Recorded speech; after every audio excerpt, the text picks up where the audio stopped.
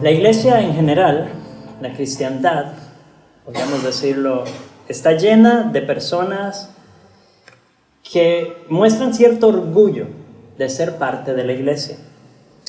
La iglesia en Costa Rica ya tiene suficientes años para que muchos, la iglesia cristiana, protestante, para que muchos hayan crecido en la iglesia, hayan tenido sus hijos en la iglesia. Pero entonces dentro de la iglesia protestante hay 2, 3, hasta 4 generaciones. Y hay cierto orgullo que se ha desarrollado de estar en la iglesia. Gente que confía en la posición que tiene en la iglesia, gente que confía en su ministerio, en la tradición, en su crianza, en la fe de sus padres. Orgullo en el nombre cristiano, decir soy cristiano, voy a la iglesia cristiana, he sido parte de esta iglesia toda mi vida, ¿verdad? O incluso dentro de las denominaciones soy bautista, soy metodista, soy reformado. Hay cierto orgullo en ser conocedores de la Biblia, de tener familiaridad con las Escrituras. Hay cierto orgullo, incluso de crear leyes y reglas y formalismos que no están en las Escrituras, pero que ya casi se han hecho parte de la tradición cristiana popular. Un montón de hagas y no hagas que no se encuentran en las Escrituras y que se pasan de generación en generación como una tradición. Hay un orgullo indebido de creer que porque uno conoce la Biblia y porque uno ha estado en la iglesia toda la vida, entonces le pertenece a Dios, o más bien Dios le pertenece a uno.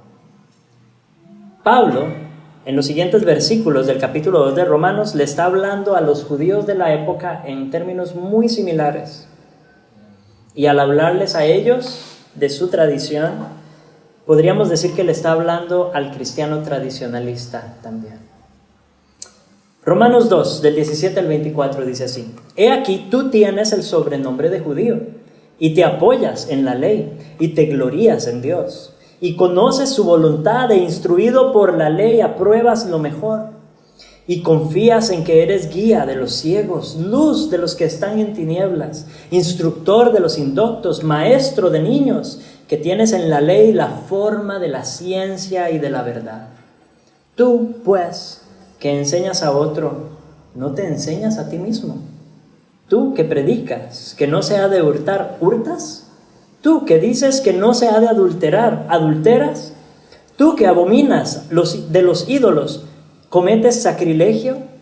Tú que te jactas de la ley, con infracción de la ley deshonras a Dios. Porque como está escrito, el nombre de Dios es blasfemado entre los gentiles por causa de vosotros. Oremos.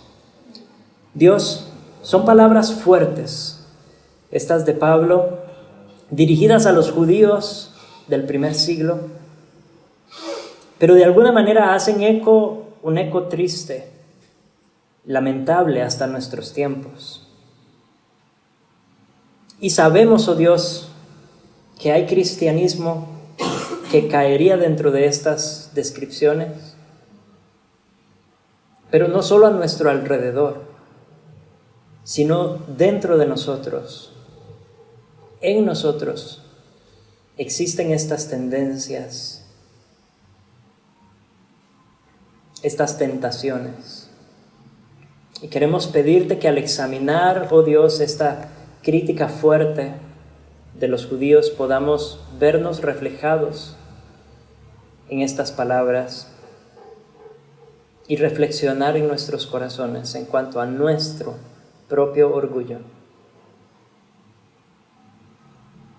Enséñanos también a reconocer la tendencia a nuestro alrededor para ser más eficaces en la presentación del Evangelio.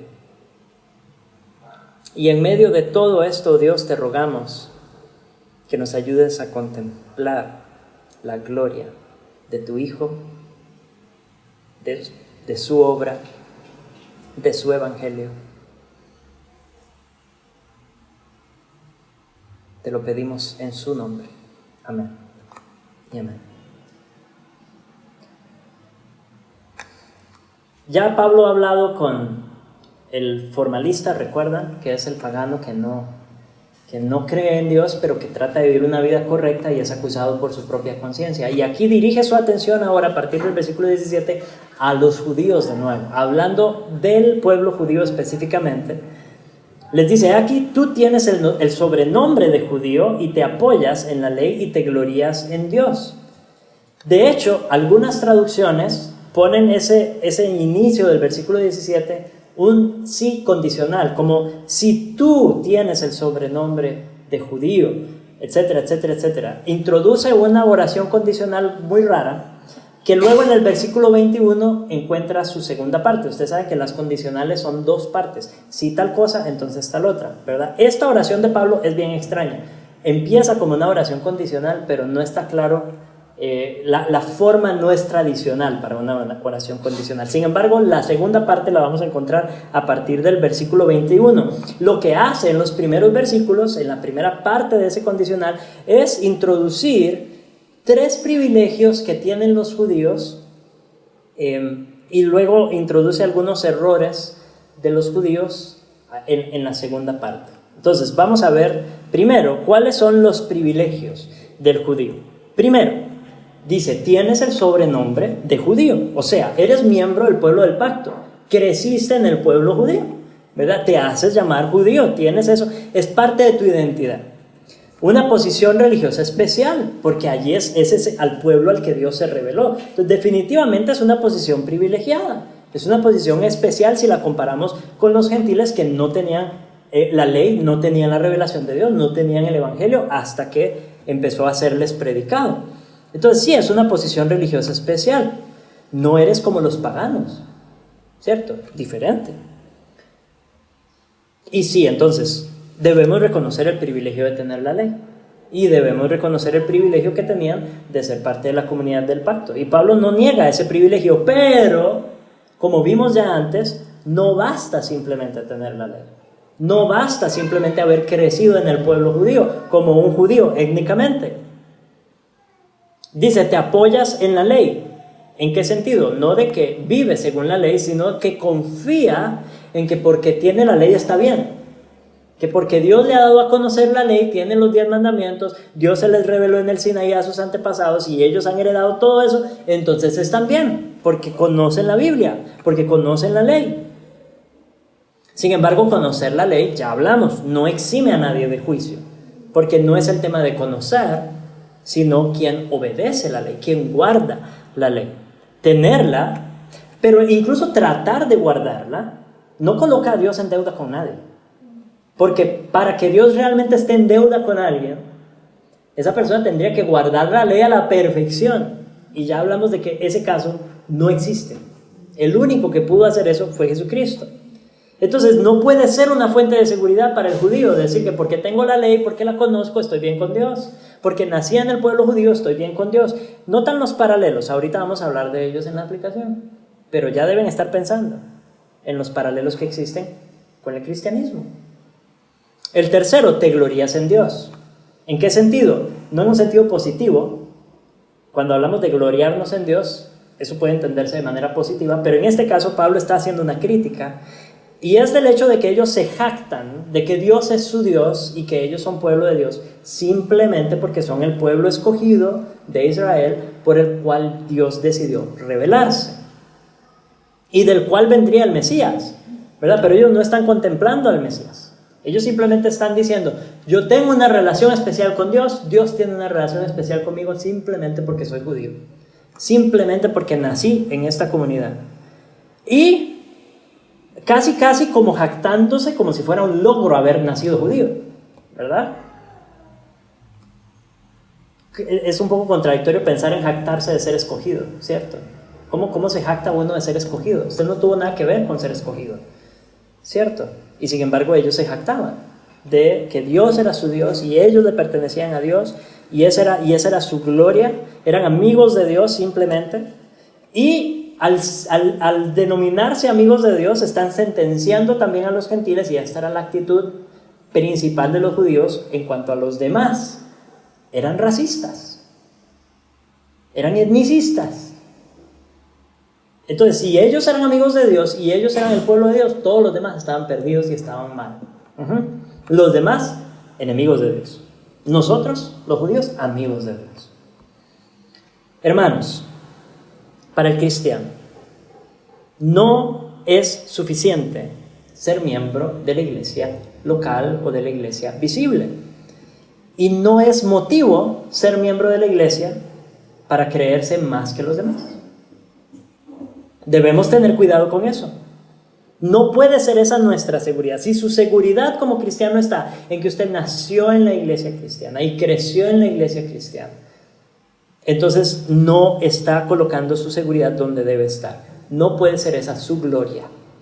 No se puede gloriar en eso y no puede quedarse tranquilo con eso, como si fuera suficiente, porque últimamente el judío verdadero, según explica Pablo más adelante, el judío verdadero no lo es por etnia, el judío verdadero no lo es porque nació judío, y de la misma manera el cristiano verdadero no es cristiano porque nació en la iglesia cristiana, no hereda el cristianismo de sus padres. El cristiano verdadero, que a su vez cabe rescatar, se le puede llamar judío verdadero, el cristiano verdadero es el que es verdaderamente miembro del pueblo de Dios por la fe en Jesucristo. Ese es el verdadero cristiano y el verdadero judío. El que ha colocado su fe en el Mesías y que como resultado de esa fe, y hablaremos de esto más adelante, pero ya lo hemos tocado, vive una vida piadosa o una vida que tiende hacia la piedad. Que no solo posee la palabra y se jacta de que tiene la Biblia y que la ha conocido toda la vida, no, sino que vive por ella. No solamente tiene sana doctrina, hablando de los reformados, nos podemos jactar de eso y podemos creernos más que los demás porque tenemos sana doctrina, pero ¿de qué sirve la sana doctrina si nuestra vida está igual? Si no está transformando nuestra vida delante de Dios. No basta tener la sana doctrina, no puede ser esa la fuente de nuestra seguridad. Si olvidamos que es por gracia, vamos a perder todo esto. Y si olvidamos que es por gracia, vamos a menospreciar a los que quizás no crecieron en la iglesia reformada, o los que no han llegado a conocer la fe reformada. E incluso vamos a menospreciar a los que no son cristianos, como si ser cristiano fuera un logro propio y algo de que jactarnos, porque hemos perdido de vista la gracia. Y entonces, ¿cómo vemos a los demás? Ah, no, ese no es digno de ser cristiano. No, a ese no le predico el evangelio. Ese fijo no va a creer, Está tan mal en su pecado, lleva una vida tan desastrosa que no, el evangelio no es para él. Hemos olvidado por completo el sentido de la gracia. Está demasiado lejos de Dios. ¿Quién está demasiado lejos de Dios? ¿Dónde estaba usted? ¿Dónde estaba yo? Recordemos de dónde venimos. Recordemos qué es lo que nos ha rescatado, para que podamos tener compasión para con los que no creen y verlos a través de los ojos de Dios. Sí, culpables, sí, bajo condenación, pero necesitados de la misma gracia, necesitados del mismo evangelio. Versículo 18, y conoces su voluntad, hablando de la voluntad de Dios, e instruido por la ley apruebas lo mejor. Aquí pasamos a algo un poco más amplio. Conocen la voluntad de Dios. Los judíos conocían la Biblia, por lo tanto conocían la voluntad de Dios, conocían la ley. Eso es conocer la voluntad de Dios, no hay error en eso. No es malo conocer la voluntad de Dios, obvio que eso no está mal. El problema es que creían que eran privilegiados porque habían sido instruidos en la ley, y aquí ponían su orgullo y su seguridad en el sistema judío de instrucción. Ustedes saben que el sistema de instrucción judío era meticuloso. El sistema de discipulado, el colocarse bajo la enseñanza de un rabí y ser enseñado, ser instruido, formado y llegar a ser ojalá fariseo, había orgullo en eso. Había motivo para jactarse. Conocer la voluntad de Dios en ese sentido era entrar en ese sistema de enseñanza y atravesarlo y salir al otro lado, ¿verdad? Jactándose. Yo soy discípulo de este o discípulo de aquel, ¿verdad? Y ya ahí los rabinos tenían sus escuelas y sus tendencias. Y porque eran instruidos en la voluntad de Dios, podían aprobar lo que es mejor, dice. ¿A qué se refiere con esto? Sabían distinguir entre lo bueno y lo malo. Y ellos observaban las comunidades a su alrededor, el pueblo greco-romano, y ellos podían decir, no, eso es pecado. Eso está bien. Eso es un ídolo. Eso es malo. Eso es bueno. Eso es mejor. Y podían reconocer lo excelente y emitir juicios morales ante la comunidad o sobre la comunidad. Y saber qué es mejor, qué es más valioso, qué es más excelente, qué es más importante, es bueno. Eso no está mal. Sin embargo, podemos caer en lo mismo nosotros, de dedicarnos a sacar a la luz los ídolos de la cultura. Y entonces señalamos lo que está mal en la sociedad y nos dedicamos a ver las tendencias y las corrientes pecaminosas de la sociedad en la que vivimos y las categorizamos y las etiquetamos y eso está bien, es un ejercicio sano. Somos llamados a emitir ese tipo de juicios y tener una voz profética en la sociedad en la que denunciamos los vicios y los pecados de la sociedad. Sí, la iglesia tiene ese llamado, pero el problema es que a veces hacemos eso más que ver los pecados propios, que mirar hacia adentro y denunciar nuestros propios ídolos, nuestro propio pecado, nuestra propia maldad. Y en esto del sistema judío de educación, nosotros podemos caer en lo mismo, mis hermanos.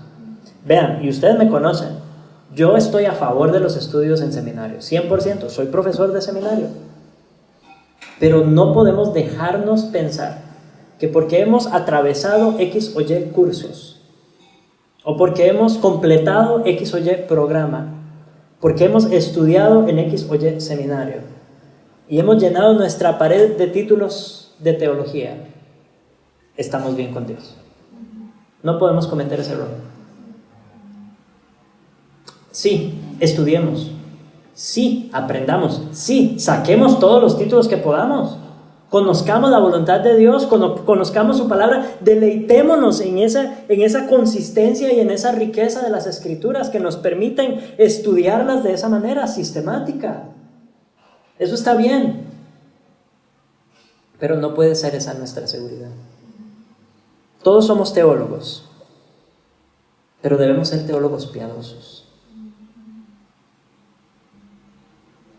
Y sí, saber distinguir entre lo bueno y lo malo en la sociedad está bien, pero debemos aprender a reconocer lo bueno y lo malo en nosotros y a luchar efectivamente contra lo malo en nosotros.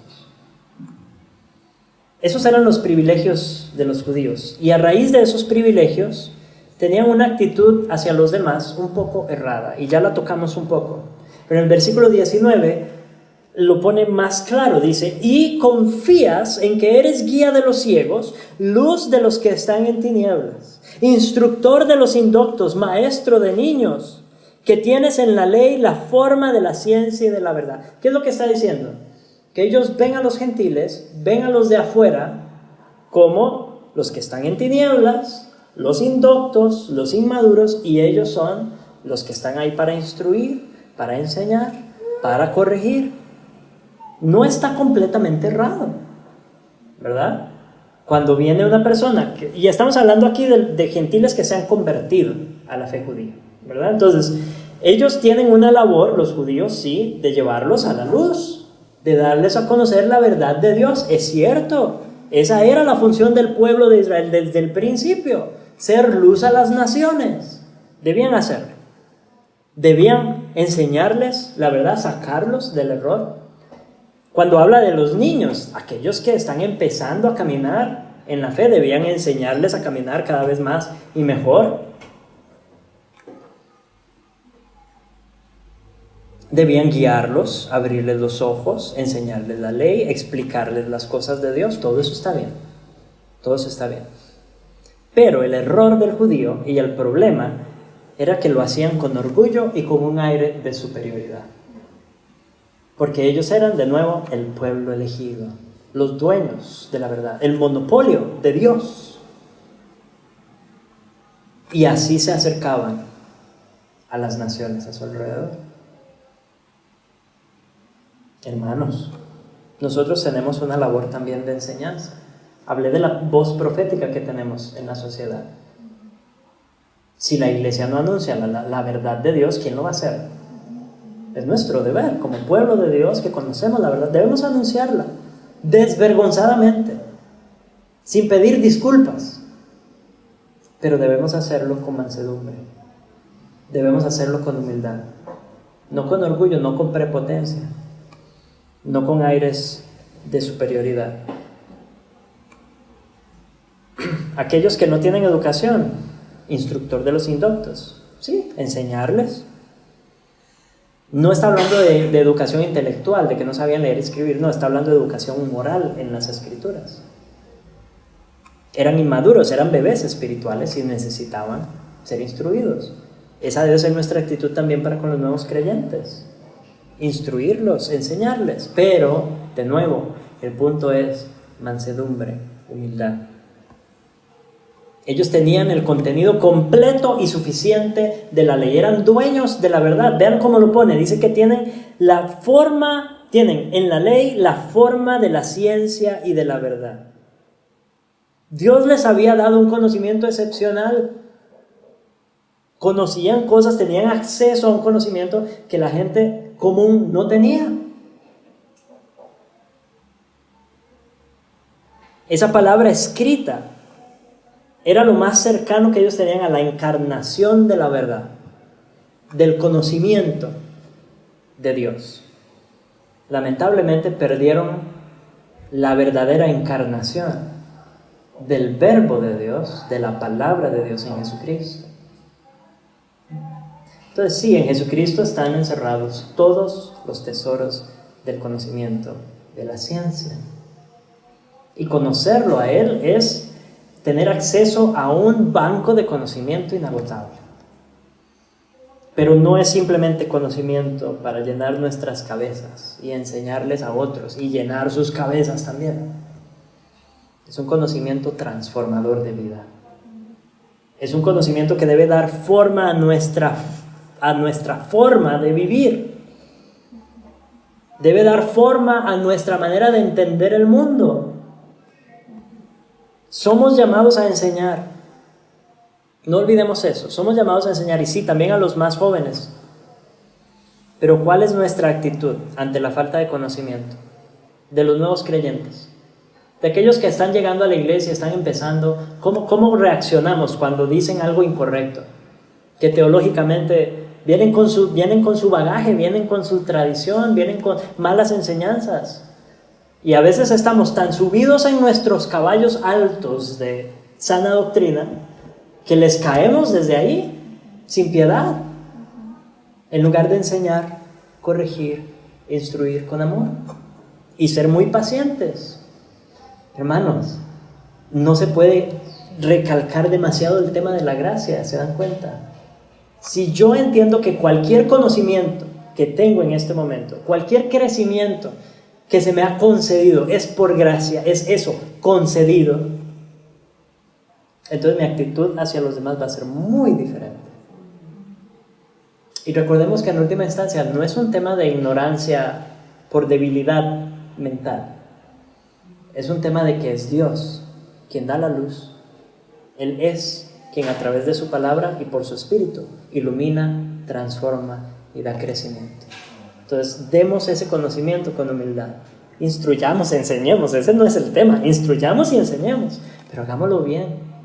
Y hagámoslo desde una posición de iguales con mis hermanos y hermanas que están en la misma gracia que yo. Y en la serie de preguntas que viene a continuación, de los versículos 21 al 23, vienen los errores garrafales de los judíos. Aquí viene el problema principal de ellos, y que Dios nos libre de que este sea nuestro problema. Tú, pues, que enseñas a otro, ¿no te enseñas a ti mismo? Tú que predicas que no se ha de hurtar, ¿hurtas? Tú que dices que no se ha de adulterar, ¿adulteras? Tú que abominas de los ídolos, ¿cometes sacrilegio? Tú que te jactas de la ley, con infracción de la ley, ¿deshonras a Dios? La primera pregunta es una introducción a todas las demás. Las demás son como ejemplos o una elaboración de la primera, que dice, tú que enseñas a otro, no te enseñas a ti mismo. Las otras son preguntas semejantes que señalan la hipocresía, la inconsistencia y la desobediencia de los judíos. Hipocresía porque presentaban una imagen que no eran por dentro. Inconsistencia porque decían que había que obedecer cosas que no obedecían y por lo tanto eran desobedientes a la ley de Dios. Hipocresía, inconsistencia, desobediencia. Predicas que no hay que hurtar. Ese predicar es anunciar las verdades religiosas, como lo que yo estoy haciendo aquí al frente, en este momento. Una idea así. No era la idea de predicar, de enseñar de uno a uno. Aquí lo que está diciendo, ustedes que anuncian a viva voz en las sinagogas, desde las calles, están hablando de que no se debe hurtar y sin embargo ahí andan hurtando, andan robando. Entonces demandan que otros acepten y obedezcan lo que ellos dicen, pero no lo hacen, no lo practican. Dices no adulterar, pero adulteras. Y es curioso que agarre este mandamiento, ¿verdad? O estos dos en particular. El adulterio es el pecado perenne, ¿verdad? De la sociedad. Era muy común en el pueblo grecorromano y sigue siendo muy común hasta nuestros días. Y habla mucho de nuestra piedad, cómo vemos el adulterio en la sociedad. Habla muchísimo. Era casi normalizado y ustedes lo ven ahorita en la sociedad en la que vivimos. ¿Cuántos matrimonios se disuelven? ¿Cuántos matrimonios acaban en desastre? Se divorcian por cualquier cosa. Y andan cambiando de esposo y de esposa como cambiarse de camisa.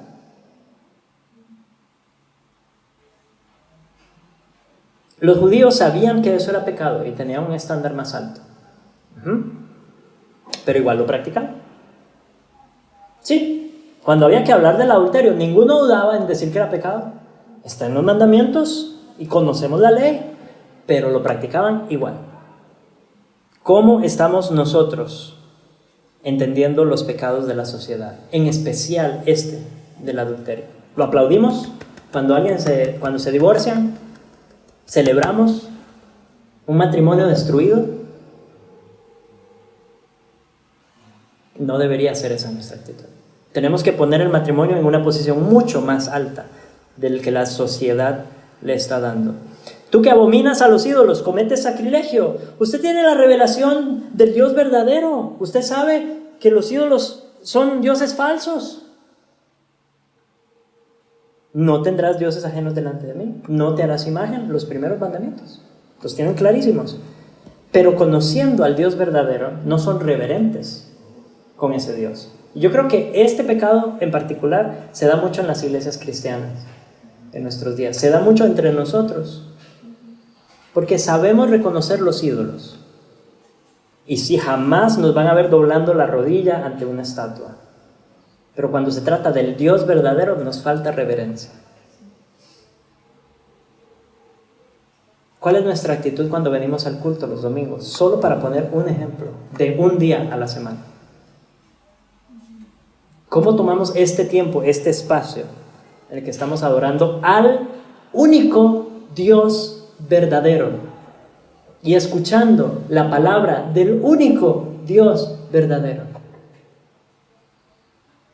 Debemos ser ejemplo de reverencia para nuestros hijos, para los pequeños que vienen detrás, para la sociedad a nuestro alrededor que toma el nombre de Dios en vano, que por todo utilizan el nombre de Dios y el nombre de Cristo para todo y por todo.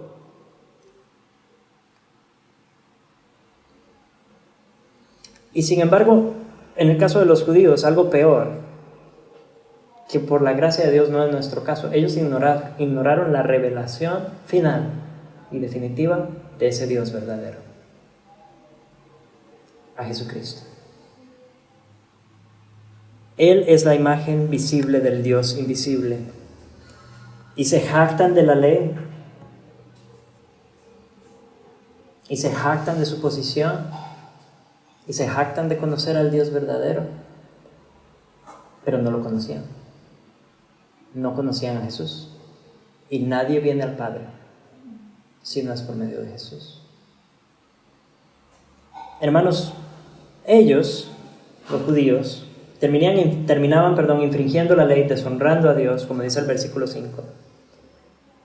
No todos los judíos cometían estos pecados específicos que menciona Pablo. Claramente no es así, ¿verdad? Pero sí, en resumen, todos violaban la ley que predicaban, de una u otra manera. Y a causa de eso, el nombre de Dios era blasfemado entre los gentiles. Ese peligro es todavía latente para nosotros. El nombre de Dios es blasfemado entre los gentiles por causa de vosotros. Eso es grave. Es grave que los que tienen la revelación de Dios vivan de tal manera que el nombre de Dios se convierta en nada para el mundo que observa. Cristianos, nosotros hemos recibido la revelación máxima de Dios en Cristo. Nosotros conocemos al Dios verdadero a través de Jesús.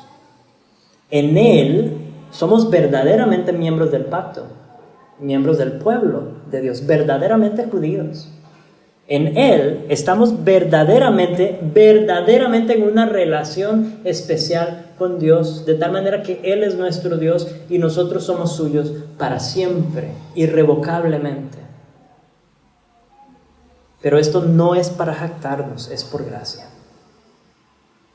Y este mismo Jesús ha puesto su Espíritu en nosotros y nos ha dado la promesa de hacer algo maravilloso en nosotros, algo poderoso en nosotros. Él nos ayuda a ser genuinos, no perfectos, en el sentido de que no con la idea de presentar una imagen de perfección a los de nuestro alrededor, una fachada como los fariseos, sino la genuinidad de ser honestos con nuestras luchas y nuestros pecados, y la genuinidad de depender abiertamente de Cristo. Nosotros podemos decir sin temor y sin vergüenza: sí, soy pecador, pero mi seguridad está en Cristo. Y eso es un testimonio poderoso. Y sí, voy a hacer todo lo que esté en mis fuerzas para luchar contra el pecado que hay en mí, pero no está mi seguridad en la fachada que presento de perfección.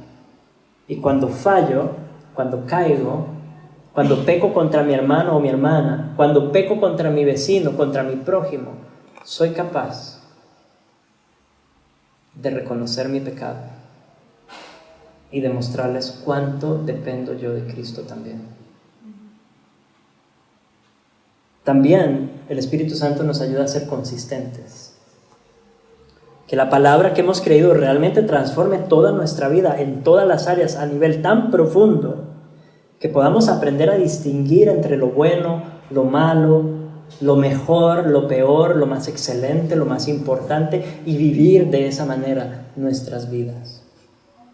Consistencia con la palabra de Dios en el mundo de Dios. Es un llamado alto, pero el Espíritu Santo nos capacita para cumplirlo. Y nos capacita para ser obedientes a la ley. Ese es el último punto. Y ya no una obediencia que nace, ya lo hemos dicho muchas veces, no nace de querer ganarnos el favor de Dios, sino que es una obediencia que nace de la gratitud, una obediencia agradecida. Dado que somos lo que somos en Cristo, conscientes de su gracia, en dependencia del poder de su Espíritu, tratemos de andar en obediencia. Hermanos, nuestra oración debe ser siempre que el nombre de Dios sea alabado por causa de nosotros entre los incrédulos. Esa debe ser nuestra oración. Y que Dios nos libre de que sea blasfemado por causa nuestra. Oremos pidiéndole esto